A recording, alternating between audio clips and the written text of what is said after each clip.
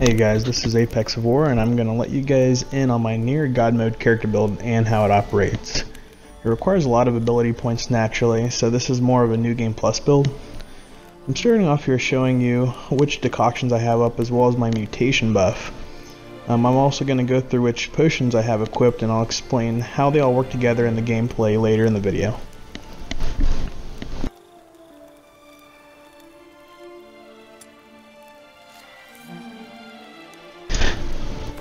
Now moving on to my weapons and armor.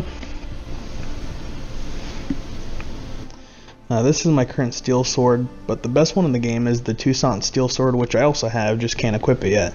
That's obtainable through a side quest that's initiated by the hidden treasure just south of Toussaint. Now my silver sword is the best in game, and that's obtainable after completing There Can Only Be One. I'm using invigoration enchantment on both swords, and I'll explain why in the gameplay. I'm using the protection enchantment on my chest armor because the free Quen is important to me. There are many engagements in which you don't have the availability to pop your shield before battle, so the free Quen really helps in that regard.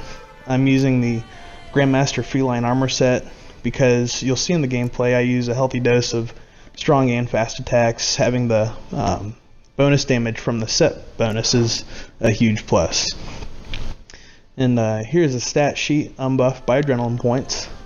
I've got 2,000 extra vitality thanks to tissue transmutation as well, which I find really helpful if I'm in a tough spot.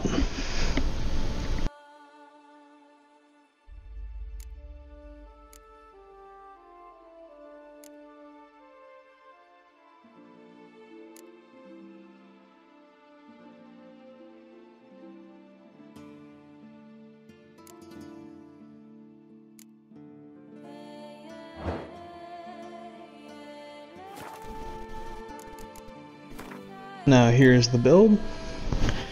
It's heavy and fast and strong attack abilities. It's, to up the attack power bonus, and I really use both. I like having the variety and versatility in my attacks. I'm also a fan of deadly precision and also razor focus for the adrenaline point gains. And of course, cat school techniques and rage management are musts, and I'll go into details on rage management in the gameplay. In the middle, synergy gets me added attack power bonuses on my mutagen, acquired tolerance to use my both the Ekimara and water hag decoctions, and to up my toxicity levels for euphoria, and killing spree because it's that good. Euphoria is a must with this build, as the higher your toxicity, the more it buffs your damage, and it buffs a lot.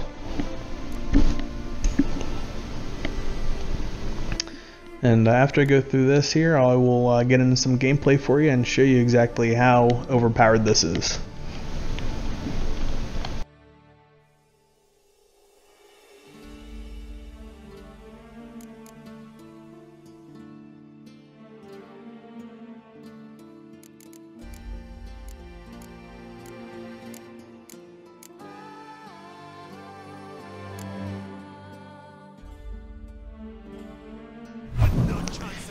Here I'm at one of the Han's bases, which have like 50 plus guys, and what I'm doing here is I'm kind of rounding them all up into a certain area, and then I'll pop my Thunderbolt and my Blizzard potion.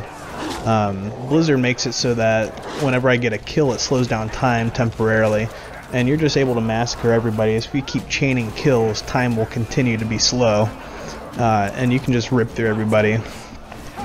Now the Invigorate on my sword, what that does is, if I gain vitality beyond maximum vitality, it converts it into damage on my next hit. With the Ekimara decoction, I'm gaining health constantly because for the damage that I do, I gain vitality back. So if I'm at full vitality and I'm gaining vitality, the invigoration enchantment converts that into extra damage on the next hit. So it really stacks up. As you see, also my toxicity is pretty high, and that also goes into Euphoria. So Euphoria, I've got a pretty big damage buff from Euphoria as well. So it's all essentially buffing each other, and it really does some work. Of course, the water hag decoction gives me an extra 50% damage if I'm at full vitality, which in tandem with the Ekimara decoction really is amazing.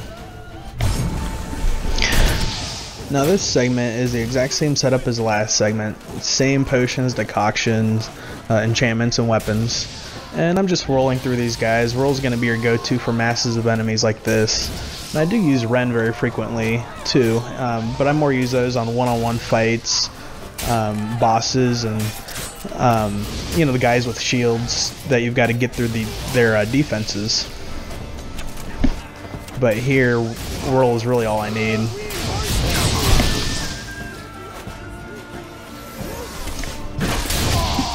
Now you see where I hit an enemy and my hand glows red, and then you see kind of like this red aura when I strike guys with the sword, and that's the invigoration enchantment doing the extra damage from the vitality gain of the Ekimara decoction.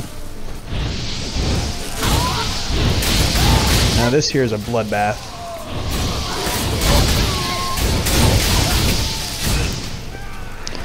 Of course, ran out of stamina, so just finished these guys off with some fast attacks.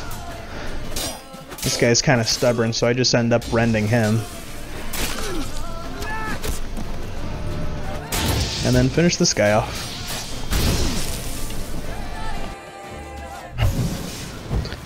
Now here's one of those one-on-one fights where you gotta really work your angles.